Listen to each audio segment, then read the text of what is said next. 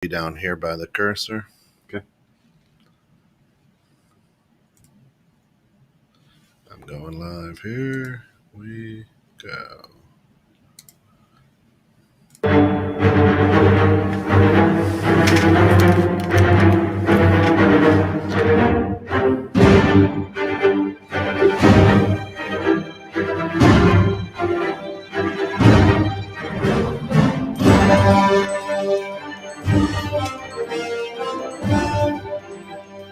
This is Innovative Strategies with Bill Hasse. It's a show designed to help people with financial literacy, but probably not in the way that you've known. It's not your grandpa's financial literacy, as Bill uses his 30 plus years in financial industry to stretch your financial box from, about a 30,000 foot view. Bill and his guests have helped hundreds of clients achieve and surpass their financial and business goals and personal goals. Of course, if you have questions, email Bill at hasse.bill@gmail.com or reach out to him at 216thenet@gmail.com. Today, we've got recruiting and staffing, Carrie Rothbart, Ben Salzberg from Staffing Together. And you can learn more about Staffing Together at www.staffingtogether.com. Bill, good morning. Morning, Ken. How you doing? I'm well. How are you? Good. Thanks for the intro. Yeah, we got a special day today. I've got a couple of guests on here from Staffing Together, Carrie Rothbart and Ben Salzberg. And this has been a kind of a hot subject coming around lately. You know, we've seen a lot on the news. Why is it so hard to fill positions? There's none out there. That's why. That's the belief, right? Maybe there's not, you can't find the right one, or if you're a company, you can't. How do you find the right person to bring on and hire? How much is that going to cost you? What's that going to take? What kind of resources and time and everything? So I thought this would be a timely subject and to bring on a couple of experts in this area. So I'd like to introduce Carrie Rothbart, Ben Salzberg. Welcome to the show.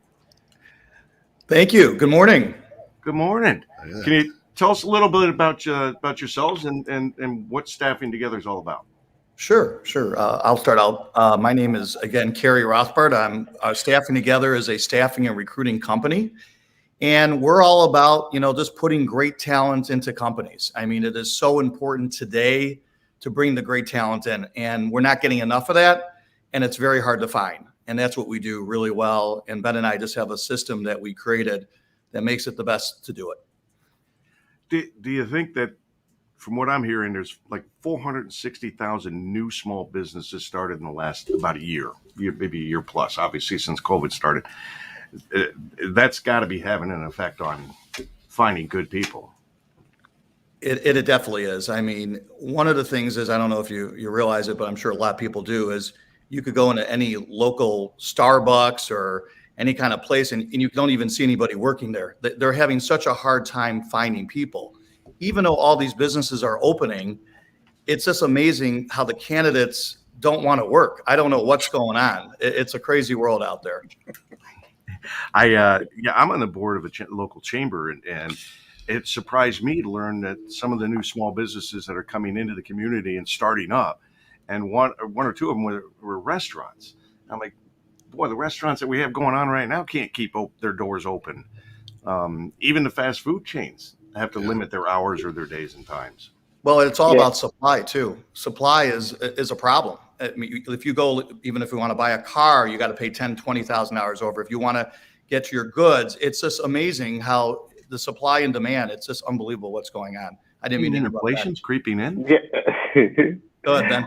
Yeah, it's okay. I know. Ben, how you doing? I know my color of my face is like dark. I don't know what's going on. Because you got the beautiful skyline behind you. Perfect. Yeah, I know. It must be the view if I wanted to show you the skylight. I think that the reasons, you have to ask yourself for the restaurant sector, right? There are different levels of positions out there, lower, mid-level, high executive level. And you have to also understand, on the restaurant level, why we don't have the supply. Where are those people? People have to work to make a living. And you're looking at the restaurant level as, the cashiers and the servers and, Usually those are the people who are, working for colleges, younger people who, want to get like side money, pocket money. And right now during COVID time, they don't want to risk maybe their health, their parents, don't want them to start working right now. And you're getting a lot of these shortages out there. These restaurants are like, where can I find these people? I don't know where they are. They're at home, and they're at home because they don't want to take that risk. And a lot of factors are involved with this. Now the financial arena where businesses are hurting. They don't want to pay that much, and it's a rotation because they don't want to pay that much. Workers don't want to come there and risk their own life. And so it is really a thought process at the lower level. And, we Carrie and I, focus on the mid and executive level, but we have done all across the board. We have experience in all levels, but there are definitely reasons why people aren't working. Businesses are having a tough time. The business's philosophy of hiring, the business's philosophy of paying recruiters, as well as the employees. They have their own philosophy now. So everything has changed. It's a game changer for everyone. It's not the same thing as before. I'm a change manager, and I don't know, Kerry will explain his background. Sure. I have done, I'm a master black belt in Six Sigma. I have done that for over 20 plus years. Turnaround corporations, Amtrak, electronic manufacturing company, ITEL Group, a lot of other corporations, Abbott, AbbVie. And so it's something that when I look at these different types of companies all over the board and positions that they hold, people are resistant to change. We all talk about change, but they really are resistant to change. And how do people change? What is the philosophy right now of change? And people have to understand, employers and employees, that change is here now. They have to have a different mindset. It's not the same game. This is a game changer. Ben, it really is. I agree with you on that the change category, because anybody who knows me knows I'm anti-corporate world, just because I could never survive in it. I tried it for 4 years, and after 4 years, I just said I can't do this anymore. I think my words were, I can't do stupid, and so I left that world. But employees or employers, especially in large corporate worlds, have shown a reluctancy to embrace their employees, let's say, to put it mildly or kindly. They just don't treat them well. They get rid of them at will for whatever reasons. And I think this is coming back to haunt them a little bit, because people might be a little bit more thinking about what position they want to put themselves back into going into that corporate world, knowing that the stability isn't what it used to be. And Bill, used to have one job for a lifetime, right?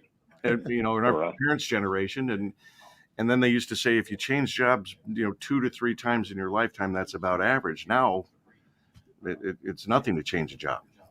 To one other aspect I want to talk about for a second is, to your point, they eliminate jobs which people are the process owner, are intimately, highly involved within the company, very knowledgeable, and they let that person go. And they let the person go because either of bad vibes, they rub bad arms with somebody or shoulders with somebody, or they don't want to pay them that much money anymore. They don't want to increase their salary. And the problem is that if you get rid of a good process owner, you're going to pay 2 to 3-fold for a new person to relearn the process, to gain that experience. And they, companies don't, understand that. And you would think that they would understand that philosophy. I know that people are out there saying, yeah, I know. But people don't do that. They will let those process owners go. I've seen it time and time again, out the door of the process owners. And you know what the funny part, Bill, is? The funny part is that those process owners, they never written anything down. They don't have any procedures or processes in the company. Yeah, Out the door they go, and they have nothing left. The company. smaller businesses do not have that. But Kent, did you want to chime in? Yep. I just want everybody to know that you're listening to 216 The Net. This is Innovative Strategies with Bill Hasse. Bill, of course, if people want to get in touch with you and ask you more, because we're not diving deep into the weeds in this show, how do they get in touch with you? They can. My email is haase.bill, BILL, @gmail.com, or of course we can go to 216thenet @gmail.com as well. And of course, Carrie and Ben at staffingtogether.com. That's just the way it sounds and just the way it's spelled. And you guys cover what area? All across America, the world? Where are you guys looking? Domestic and international. We do both. That's awesome. Yeah, that's good to know. And you're doing all levels, right? I mean, you're doing from CEOs and down to door knockers. Well, as Ben said, mid to high level for sure. And yes, we do other levels too as well, for sure. But Bill, I wanted to address before I know that what Ben was talking about. It's funny because I was one of those candidates that was working for a company for a long time. I was always in a sales role. And I got to a point last year when we started this company in July of last year, by the way. So we've been fully in business a year now, a little bit over a year. And when we started this, I was working at a company. Actually, I was working at a company called Inspirity. And I said to myself, I'm one of these candidates that I'm just not happy in what I'm doing. I love the company. I thought they were a great company. I just needed a change. So I talked to Ben and I said, Ben, I think we should go into business together. And Ben and I have been in business together before. We've been friends for almost 30 years, right, Ben? Isn't that correct? Right, about right. Yeah. I got the number right. Hitting the big 50 in January. So that's exciting. Oh boy. Anyway, so I was one of those people. I said, it's time for a change. I need to do my own thing. So I said, let's start a company. And the reason I did it, Bill, is I really wanted to help people. I've always been a person that wants to reach out and help someone. Because I know with COVID, this has been a really difficult time. This has been a hard time on a lot of people. And it's funny, I was on a networking call. I don't know if anyone knows JD Gershbein, but great guy. We were, he does a lot with LinkedIn and getting your presence and your personality on there. And it was interesting because we were talking about, how it is and how we become a little stale. I don't know if you remember when we go to networking events, we shake hands, we take about an hour in our car and go somewhere. Well, now we're on Zoom, right? This is it. Here we are. We're talking like this. But a lot of people have lost touch of how to network. Yeah, right. Ben actually told me, we went to a business event a couple of weeks ago. Carrie, what happened to you? You got stale. That's because I'm sitting on a Zoom all day talking. I need to get out and talk to people. That's what we need to do. Yeah, we really do need to get face to face. And you and I met on a Zoom networking scenario, and Right. we've had several conversations since then. And you are every bit a person who does care a lot about what he does for a living, what he does for people. And that's very easy to get from you, and obviously very smart in what you do. And Ben, I don't know you at all, so we met yesterday, and so and I was going to say I was reading one of the testimonials, and it says Ben hasn't filled a position since inception. I'm kidding. Yeah. I'm kidding. Probably. That's why you joined the team. That's why I joined Carrie. That's why I joined Carrie to help me out. That's right. No, so you guys, you started this business much like many people do. It's because you're passionate. You know this world. You're passionate about wanting to help people, but you go about it in a more intelligent way. You're not just saying, oh, here's this guy used to be a CEO for this company, so he's going to fit right here in this CEO position, and la-di-da, we push him down the line. You guys aren't really like the mill runners here. You're truly trying to place, take a corporate personality and then trying to find an individual that matches that personality. Is that a good way to look at it? That is a good way to look at it. We fit, and Carrie can talk about this as well, the person to the culture. And for me, being a Six Sigma specialist, I can understand the position, what that position needs to be to make the company grow, turn around, and be profitable. And because of that, we can understand the candidate and where they're coming from and where their skill sets are. And we don't just, put a person in a position. We just don't fill a seat. And Carrie can talk about what happens if, and there's a good question to everyone, right?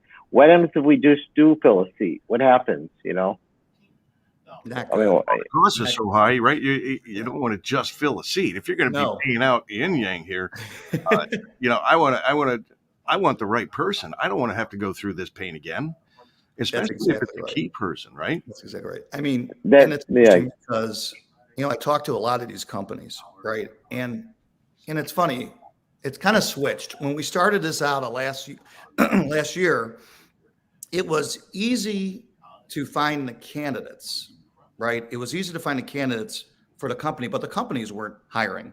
Now the companies are such in need that they want to hire us to go find the candidates. But it's interesting. Then it becomes a price game. Right. And then you go between price, commodity, and value. Where does that fall in, right? And I know a lot of us as people who are salespeople, how do I convey the value of what I'm bringing to the table? And it's interesting. In the recruiting world, it's very difficult to do that because there's a lot of us out there, right? And Ben said it right. We don't just want to put that person on the bus and be on the wrong seat of that bus, right? It's important to have that right person. And how we do it is so important. And I'm not trying to sell our company, but the idea is make sure you have the right candidate. That's the first thing. Interview that person, understand what their needs are before you present them to that person. Because a lot of recruiting companies say, here's a resume. What do you think? Boom. That's not the way to do it. Bring that person. We have a recruiter on our team, actually. And what she does, she brings that resume to life. She really understands that person. And then she presents them when she knows it's the right fit. Yeah, Bill, and I want to say one other point too on this, and I hope that these corporations are listening right now to us.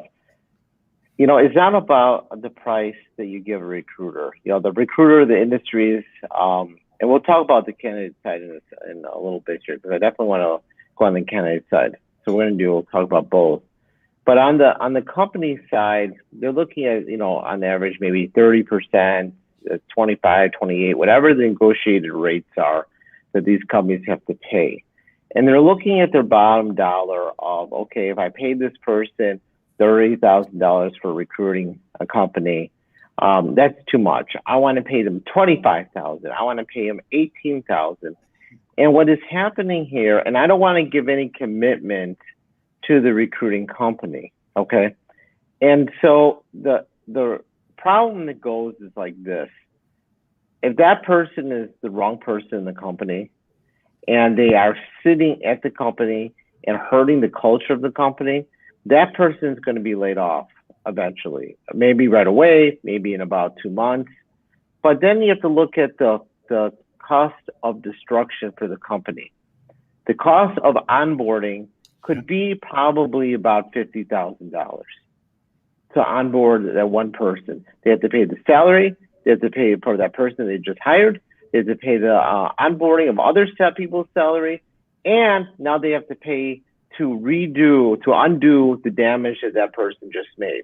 Oh, so yeah. the amount of money that you're looking at $8,000 to save, you're losing maybe about $100,000 to $200,000 depending on the candidate. And that's what I have a hard time swallowing for these corporations. I don't understand some of these CEOs' logic. I know if your companies are listening right now and your CEOs, I understand that everything is a price point right now, but in the long run, it's going to hurt you. It will destroy your company and with their board of directors and everything else. Yeah, I totally understand that, and Carrie, I can go all day about sales and hiring salespeople and whatnot. That's been a frustrating subject for over 35 years of my life. I actually had somebody the other day say, "How are you at sales?" And yeah. I just said, I don't even know how to answer that question, because either I'm braggadocio and maybe not even telling you the truth, or if I don't say something positive, then it sounds like I don't know what I'm doing. But the way the person asked the question told me right then and there, and this is a person who owns a business, but the way I was asked told me that they knew nothing about sales, because they would not have asked the question in that manner. But let's get back to, we're talking about, pay, right? So the companies may be willing to pay more. You're saying maybe not so much in all cases, but they're willing to pay more to bring the right people in. But we keep talking about millennials. What kind of people are they and stuff like that? One of the things I believe I understand about millennials is they're as equally, if not more, interested in the culture of the company than they are in the pay that they're going to receive. And Eric, thanks so much for joining us. Appreciate having you here. That's interesting to say is there any value to what I said there? Or is am I just false believing? No, okay, the candidate, the millennials are interested, and you are correct about the culture of the company. What are the benefits that the companies are giving? Absolutely right on the spot. They're not apt to say, I don't want to be paid, but they are more concerned about the benefits and what the company has to offer more and the flexibility. That's what they want. The millennials want they want the flexibility to be able to work when they want to work, get the assignment done, but not to be micromanaged. They hate that. And that's the case. And and if they could be in the new generations, right now, that coming up for the colleges, they want to be at home. They do not. This Zoom stuff, perfect. I agree. It is the perfect time because I'm sorry, Kerry, but I just want to expand on this millennial thing for a second. I can't. I'm not a millennial. I'm not even close. I can't stand being micromanaged. And like I said, I took 4 years in the corporate world, and at the end of 4 years, I'm done. I literally just said, Bill, you're from the 1900s, right? 3 months with a boss half my age. Him every single morning, is today the day? I was asking him, is today the day you're going to fire me so I can get out of here and go collect unemployment? Until he wouldn't do it. So I finally had to walk out. But Eric's got a good point here. He said hiring is hard, firing is easy. Hire for core principles: integrity, effort, enthusiasm, and fire quickly for those very same reasons: integrity, effort, and enthusiasm. How do you guys feel about that? Well, hold on. Kerry had something about the millennials, so let's jump back there. Thank you. Yeah, here, Kerry, come on, Kerry. What the heck? There, Ken. Can't even. Who's Kerry? No. So I just wanted to expand on the millennials. By the way, I'm suffering a little cold today, so I'm doing this a lot. So I apologize. COVID. No, not COVID. Got the test. I'm good. Thank you. Thank God. I don't have COVID. But millennials are interesting too because they want to have multiple sources of income as well. So they try to have more than one job that they have. And then if we remember the old days where we had the golden handcuffs, where you stayed at a company for 30 years and that's out the door, right? So the millennials want to go in a company, and what is the average time? 3 to 5 years, maybe less, that they stay at a company and then go to another company. That's what's going on. That's the millennials. That's kind of I don't want to put the millennials down, but they have a different philosophy, but they also learn from the X generation a little bit too. So that X generation and the millennials, similar. But true that you need to switch jobs in order to make more money or whatever. More money. Yeah. You stay with the same company and they give you that little, 1.5% to 2.5% raise per year. And right. Yeah. I remember working back in the early 1900s at McDonald's, making $1.35 an hour. And God, you look good, Bill, for 1900s. Like I said, it's great. I remember the 10% raise, and that was the biggest raise anybody got. That was 25 cents. 10 cents. Woo! Inflation. Woo! Well, that kills your raise, the inflation part. And Bill, and I want to get back to that question because you talked about Eric, and I had Eric. It kind of saturated my mind what you were saying. I thought about it. I love my complexion dark. Anyway, I don't know. It's so dark. It's true with what you said. The enthusiasm, they hire you and they get rid of you for that. And the reason why they want to do it, they always like to say, the company's like, I want to have a change maker. I want somebody that speaks up. I want all these things. And then again, it comes down with change. people don't want change. Do they And really want those people? I'm sorry? Do they really want those people? Because you know as well as anybody that business owners have a tendency to not be great listeners. Their egos get in the way, and they don't like to be told that that their baby's ugly, right? Nobody likes that. That's right. So, Right. of course, the voices that you're hearing are Carrie Rothbard and Ben Salzberg from staffingtogether.com. Go to staffingtogether.com. Check them out. They do great things. They'll even have conversations with you to help you kind of ease through some transitions and things. I'm going to share on the screen right now. They've got recruitment and hiring advice. They put things together to help you be better, help you with the transitions and those changes. Of course, if you want to know about anything financial, you're going to reach out to Bill Hasse at hasse.bill@gmail.com. And it's a great recruiting site. And again, we're not talking about the ditch diggers. These are the mid-level to C-suite people that they're working with. And trust me, make a call, reach out to them. They'll help kind of get some of those cobwebs or grease off the windshield a little bit, if I can say that, so you can see things a little bit differently to be more productive, to hit those goals that you want to. We do this week after week, Kent. This is about trying to bring high-level professional people into our show and to help you understand that the value of hiring and seeking professionals in their field and their advice, because the more you understand, the more you know, the better choices you'll make. Yeah. So Eric Bam, thanks again for tuning in. He says, hey, we make way too much about what millennials want. They want what we want, flexibility. I know plenty of millennials that work their ass off, are willing to learn and go all in. They just crave being recognized. That's every human being. Yeah. You're absolutely correct. I say most employees are like Labrador retrievers. Throw it out there, give them a goal, throw it out there. They'll run and get it, but then pet them and say, good dog.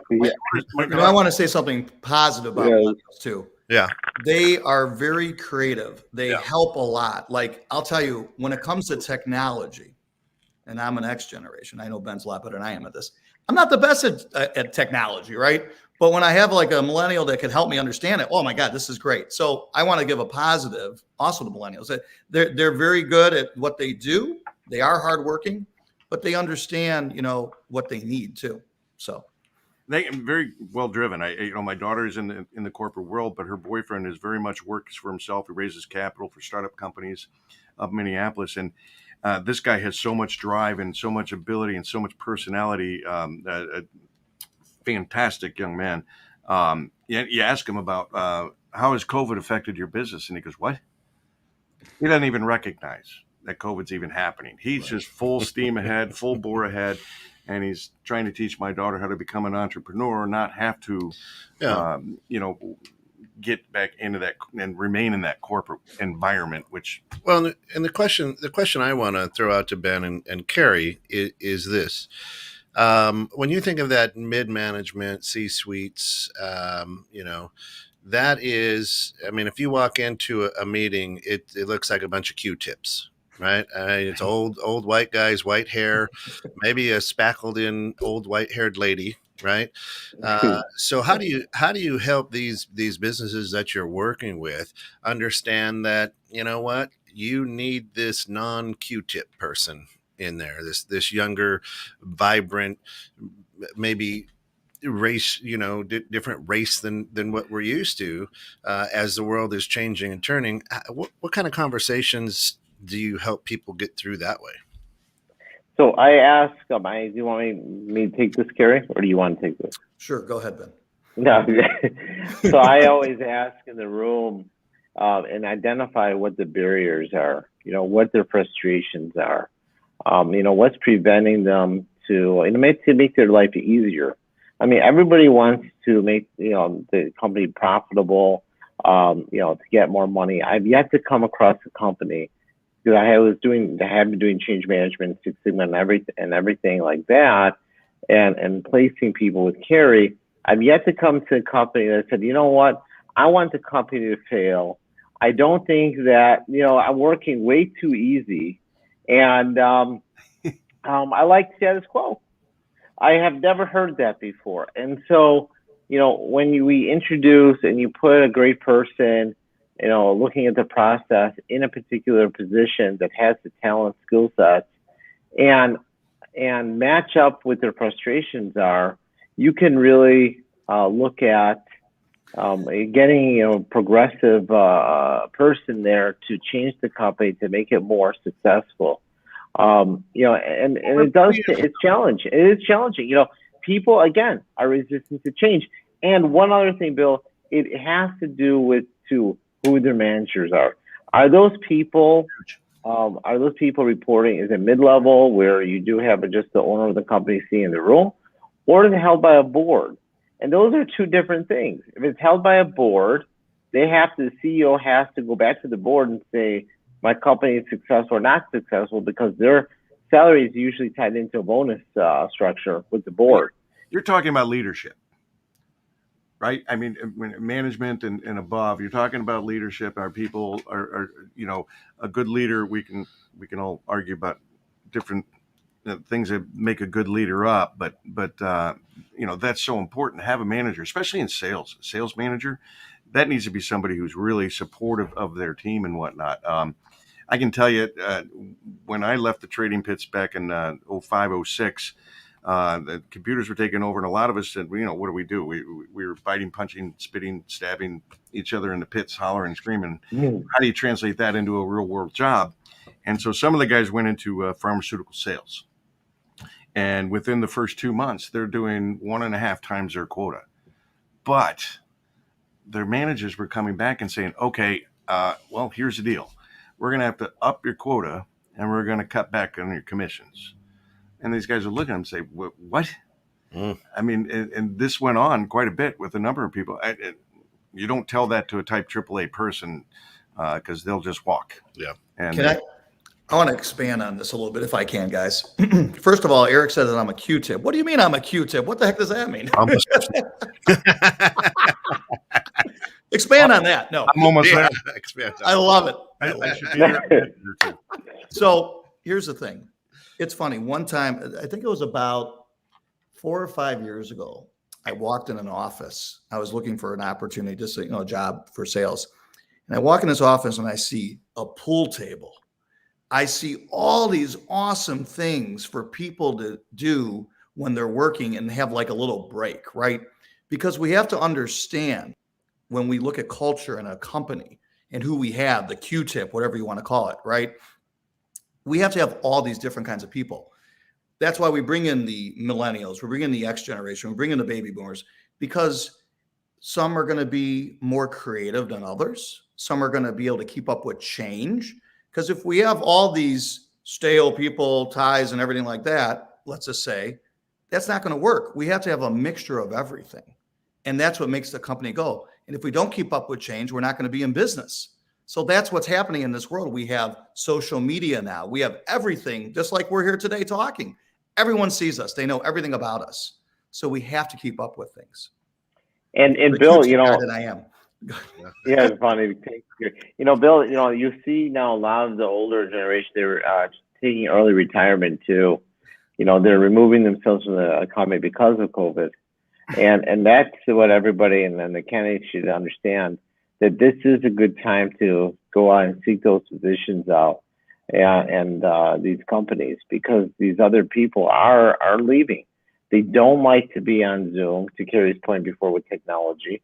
Older, people in the past generation, they just don't want to be online. They're not used to it. They don't like it. And so they're apt to retire much earlier than they probably wanted to. I've seen it over and over again. And so this is something that the pandemic, again, has changed. It really has changed a lot. Yeah, I agree with you. I mean, a number of my newer clients here, I'd say in the last 2 years, are people in their late 50s, early 60s that have been let go. And it's kind of and I tell them right away, I said, you're retired. And they're like, what? No, I'm in a job hunt. I go, no, you're retired. Nobody wants you. And it's not true though. But it's just much, much more difficult at that stage of your life to get It's not into the age position when discrimination. you talk about businesses that don't want to pay up. They're trying to control their costs and in this environment, because it's an environment in which people don't know what's going to happen next, right? We've lived in a pretty crazy world here for the last year and a half. Now we're starting to see markets get volatile, moving 5, 6, 7, 800 points in a day. That's an indication, folks. Keep your eye on that. But so I'm dealing with a number of people that think they're going to go back into the working world, but the reality is, for some of them, it's been 2 years and they haven't found anything. And their old position is still open. Yeah. Bill, believe it or not, I would say that people, when they get in their 40s, it's almost harder to get to how long you've been in a company. And I'll give you a perfect example. We had a friend who was in a company for over 20 plus years, in a pharmaceutical kind of company, right? Medical sales he did. And he wanted to change his position in a company, do something different. He was always on the road, on the plane, flying, right? And the minute he changed his position, he was in it for a little bit, and for some reason it didn't work out. And then he wanted to try to be creative and do something. And the minute he did that, and he wanted to go do another, whatever he wanted to go back to his position. He didn't want to go back to his position. Let's just put it that way. He wanted to do something else. So they told him, hey, Mr. whatever your name is, if you want to stay here, you can go back to your position. But if you don't, I'm sorry, you'll have to look for a new job. Now, he was in this business for over 20 plus years. And then he had a hell of a time finding a job afterwards, because he was in his 40s. I'm not saying that people in their 40s are not going to get jobs. It has become very difficult. When you're in a position, you're making a lot of money, and you've been there 20 years, they want to get rid of you. They want to bring someone in who's going to pay them less money, and that's just the way it is. And yet you've been around for 30 years. Yeah. So that's So I want to add on a few more things, Gary. Go. So I'm an elected trustee for Oakton Community College in Des Plaines, Illinois, and Skokie, Illinois. And I sit on the board, chairman, trustee for the school. And, I see a lot of programs, because I'm in charge of the school with the board. We have new programs that are coming out for what the industry needs and wants. New programs in Illinois. We have the cannabis, program, the first cannabis program in the country, actually. Oakton, there are other schools that have that, but cannabis in Illinois is legal. And so you see, tons of positions and new courses and new programs that are being developed. And you're looking at these different programs and technologies because we're going to the future, right? We're not staying still. And so what you're seeing here are the colleges, if you look at the programs, that's where the industry is going towards. We talked about robotics before for manufacturing, to go into that industry. A lot of vocational, positions now, working with hands. The industry is changing, and that's something that we have to grasp. You're talking about innovation, right? Innovative strategies. Right. You're leading the way. There is supposed to be, I did slip that in. There's supposed to be a vote this week on federally legalizing marijuana. So you're really ahead of the curve there. That's outstanding. And like you, I get involved with the SBDC, which is the small business development centers that are located typically at about 20 to 30 local colleges in the state of Illinois. And that I help work with small business owners. And this, innovation is what business owners need to understand, is what's always driven our economy. It's always what's driven this country. It's always what's driven the people in this country, because we can come here and we can be innovative and we can get the credit for it. That's correct. Of course. Yeah, that's right. Of course, you're tuned in 21.6 The Net right here. Innovative Strategies with Bill Hasse. Today, Staffing and Recruiting with Carrie Rothbart and Ben Salzberg from Staffing Together. Check them out at staffingtogether.com. A great website, but these guys are passionate about finding that mid-level to C-suite people to fill in for your businesses so you can hit your financial goals, so your business can go from, A to A++. And these are the guys that and their team It's not just these two. They've got an incredible team put together to help you get there. And we don't have enough time in the hour to get into the weeds on how they do it, but call them, have a good conversation with them. And if you own, listen, even if you own a business and you may not need that, that position right now, start having conversations before you do. Learn. These guys can help you. I mean, give you advice, help you out, and it's amazing. And of course, Bill, if people have questions for you on any of this stuff, they reach out to you at Haase. That's HAASE.BILL at gmail.com. That is our 216 at gmail.com. Absolutely. But let me lead into this a little bit. So part of what I do is helping small business owners retain and also recruit people, because the golden handcuffs you talked about, that's not dead. That's still very much alive. But things like Keyman Insurance, Keyman Insurance is very important for businesses that are let's say don't have too many employees, but one in particular is one who's really the glue, right? Holds in. Typically, it might be your top salesperson, or maybe your top financial person, and you want to have a type of policy on that person, because if they leave, Ben, you brought up the cost is astronomical. So you have an insurance policy. If somebody leaves, to help you cover those costs. It makes it a little bit easier to swallow when somebody walks out on you, because we're saying they're going to do that in 3 to 5 years, right, Carrie? And so, so you want to, kind of play in your world a little bit, but not, obviously I don't know recruiting and the staffing world at all, but I think I've proven that so far. But, what other things come into play about hiring the right person? Eric asked a good question. Says, hey, Ben, Carrie, how much do you monitor social media of the people you're placing? We as far as social media, we're on social media all over the place. As far as looking at the candidates for social media, I do that. We researched all about the candidates to see where they've been, what people are saying. That's all about the recruiting process for us. So social media, as far as understanding the heartbeat of everything, we're there. We're on top of it. And with social media, we embrace. And that's the way of the industry. That's the way of life now. Have to.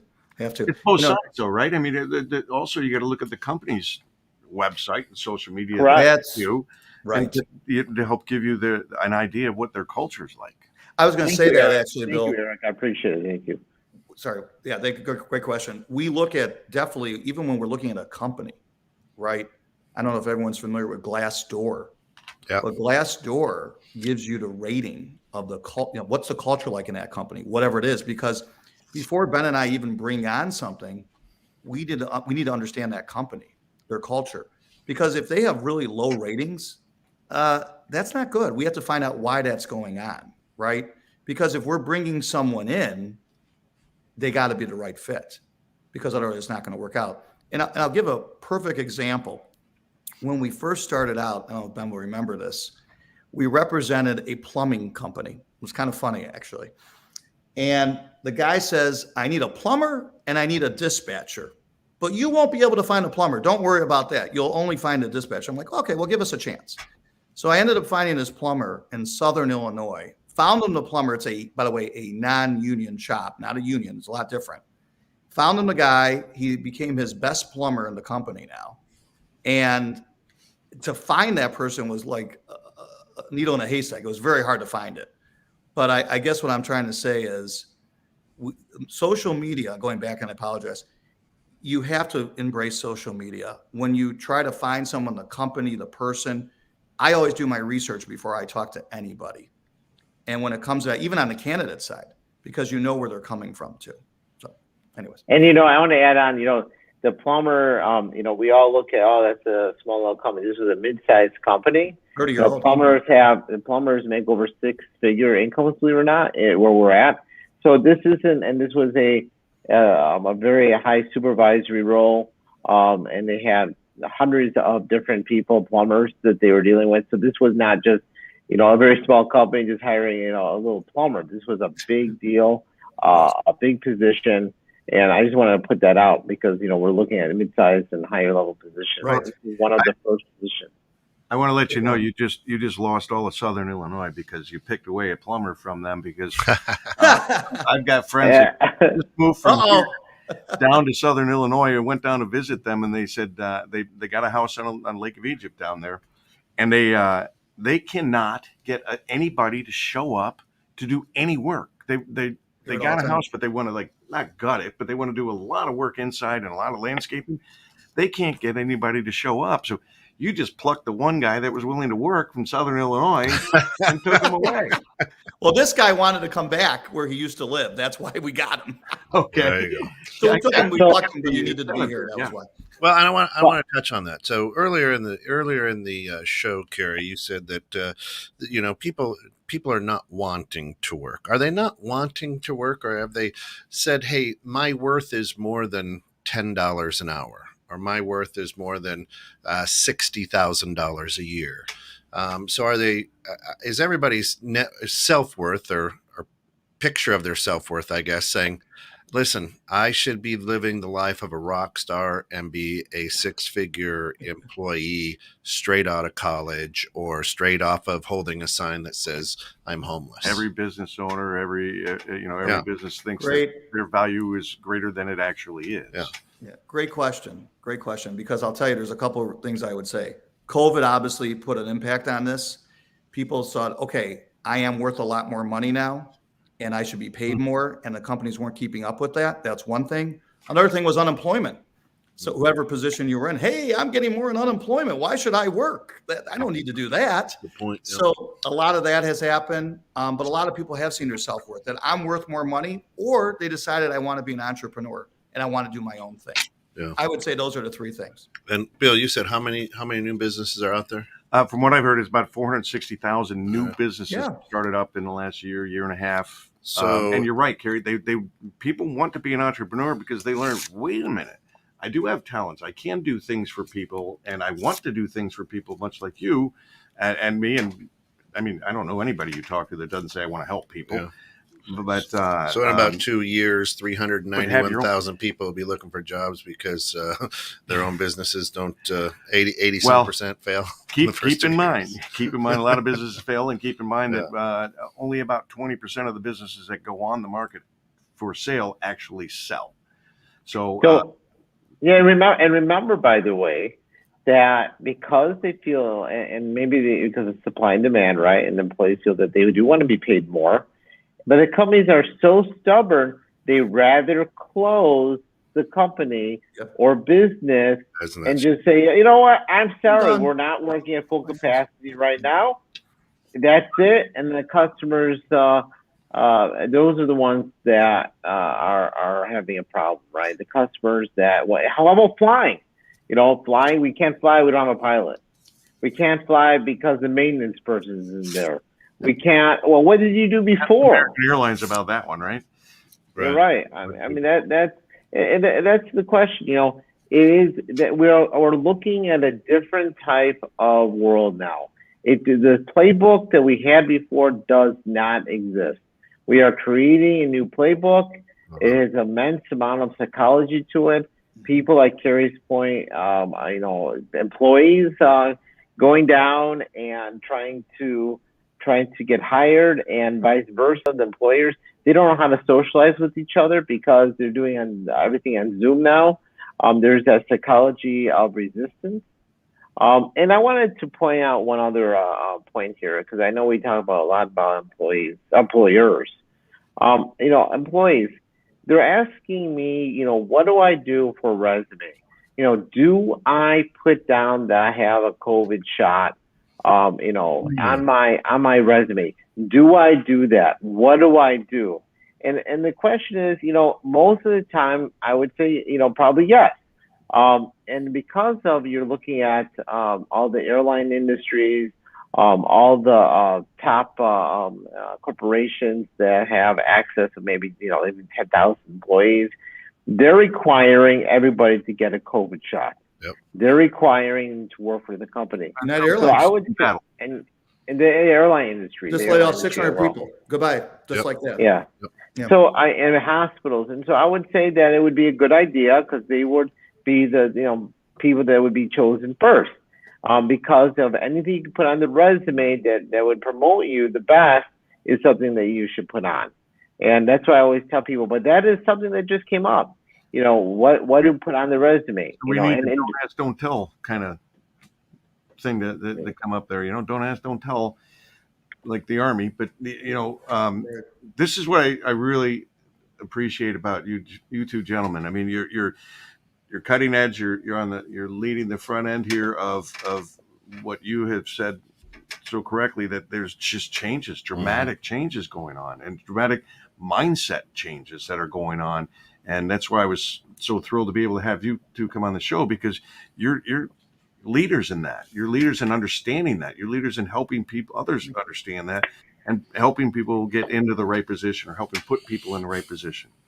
So I appreciate that. Thank you, Bill. Oh, thank you, Bill. I was going to say one other thing, Bill, too. I never talk about my background, not that it makes a difference, but I come from the investment insurance background for almost 30 years, like you, Bill, right? And it's funny because when you think about the stuff you talked about, succession planning, Keyman Insurance, all this stuff, right? Yep. It does have a lot to do with the business and how they operate, and even the staffing and recruiting part. They're all in cycles. You have to have every one of them to be successful. I mean, Ben talked about closing the business. Well, you always have to have a plan of when you want to sell your business too, right? So I'm just getting into that. But I wanted to bring up one other point. I sit on a couple nonprofit boards myself. I know Ben's on Oakton. I sit on the board of the Northbrook Symphony Orchestra, and I sit on the Council for Jewish Elderly. And by the way, we're having I should throw it out there, I'll just throw an advertisement. We're having our gala on October 4th at 5:00, and it's cje.net if you're interested in joining. So that's that on that. But the reason I sit on some boards is we talked about giving back and what we do. It's interesting. I'm in the healthcare industry. I want to bring this up, Ben, too, because we do a lot with healthcare. It is amazing how these healthcare organizations, first of all, when it comes to the vaccine, a lot of them are leaving because they don't want the vaccine, some of them, so they're gone. And even the nonprofit sense, in the nonprofit healthcare, they don't want to pay the money to hire someone to find someone, because they just don't have the dollars. But the problem is they need to have someone like us to find them, because they're not getting anybody. And I even talked to my board that I'm on now, and they're just not ready yet. But hopefully soon they will be, with the relationships I've been building for the last 3 years with them. But the whole idea is, don't try to do it yourself. It's too hard. Hire an expert to do it for you, because if you don't, you're not going to get the right person. They're going to end up staying there and not staying there that long. And then your ROI just went out. It's going to cost more and take longer and whatnot. Exactly. And I agree with you. And that's where we kind of got into our first discussion, when you had mentioned something about looking for like a CFO or CEO for a healthcare organization, and lo and behold, I actually knew somebody, and I was able to introduce it to him. And I, don't know where that's gone or at all, but and they were getting back all the way back to our networking conversations and saying, you never know who knows or what they know. You can't look at somebody and just say, oh, that's the name of the company, I know what they do, or that's their title, oh, I know what they do. No, that's not true at all. You don't. Everybody has a niche. Everybody has an area of expertise, and you really need to reach out and meet people to be able to understand what that is. And at the same time, you're going to learn in having a conversation that, lo and behold, I never thought, how would Bill know as an ex-CEO of a hospital who just happens to be potentially looking for a job? Right. And there's a position that you just happen to be looking to fill. Doesn't mean that it's a perfect fit. It's just you never know, right? Exactly. You just never know, and that's why you have to have your network, right? It's all about your network. And Ben and I do have a very large network, so we do go into our network and find people. That's how we do it. So I think that I want to say another comment. My background, I said Six Sigma lean specialist. I was a first class at Motorola to get that certification worldwide. My background is an engineer. I'm a mechanical engineer. in business, specializing in quality and marketing. And I also have I'm a licensed teacher in Illinois, 6 through 12. And the reason, and of course, again, change management. And the reason why I'm saying this is because of all the people that are thinking and employees, who do I go to? I don't know who to call. You can always call us. Carrie and I are open to talk to anybody. We're open to talk to companies, candidates. We have a ton of exposure to many corporations, and we can help everybody out, Carrie and I, to in their path, right, on where they want to go. And it's important that you have the right fit. I always look at recruiting as like a marriage, right? You have to have a good fit between a wife and a husband in order to work. And same thing with the company. They have to understand each other. It's just more than skill sets. It's the psychology of it. And people have to understand that. And Carrie and I are pretty much the counselors between the company and the candidate. And that's why companies need to hire people like us to be those counselors, to understand, what is the right candidate? How do they fit in my company? And the same thing with the employees, how does the employee feel? Employees, look at companies certain ways, and the risk too. The risk to, you don't want to put the entire risk on HR departments, and HR departments don't really hire. Right. They're not supposed to hire. They're supposed to do benefits. Right. In the company. So I can talk about this subject literally for about 5 hours. Yeah. I mean, we only have an hour. And Talk about a show. Just be real quick, politically correct, Ben. Ben really is a good-looking guy. I'm sorry. Thank you. Right. Politically correct, Ben. I just want to say that husband, wife, LGBTQAI plus community. Let's make sure that we know we're representing everybody here. That's right. Here's the thing, and I love what Eric says. I was going to bring this up too. He says best part of this show is business has changed. People out there are looking for things to get quote unquote back to normal. There is no new normal. It's just now normal. Here's the deal. If you own a business, it's like, and I'm going back to into the 1900s here, when we all had vinyl. Music was on vinyl albums, right? And you could have a great album by Kiss, and if your little brother took the needle and scratched that album, it's never going to play the same again, but it's the same album. So your business is your same business, but 2020 came in and scratched it. And now you can't listen to it the same way or run it the same way that it was. I really enjoy what Eric says, and that's where these guys are brilliant. Eric, you said it right on that this is the normal. And you know what frustrates me, Eric, that people always say, we don't have supplies, we have a logistics problem. What makes me angry is that the professional people, there's always what's called forecasting. They should know all this stuff already, even with the pandemic. And this is not inexcusable. This type of what we have right now is totally inexcusable. And the people on the top have to be, they're the people that have to, we should be looking at.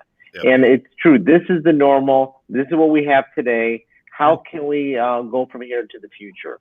And, in the offices, what are we doing with the commercial offices? What are we doing with different space? What are we doing with the air quality? How are we going to make people safe in the environment, getting people back to work? Yeah. These are the plans that need to happen. And it seems like, again, change always happens slowly, slower than I want. I want it to happen yesterday. I agree, Ben. Change happens so incredibly slowly with corporations, but we're down here. We're just under 2 minutes left. I don't know. Oh my God. Where'd it go?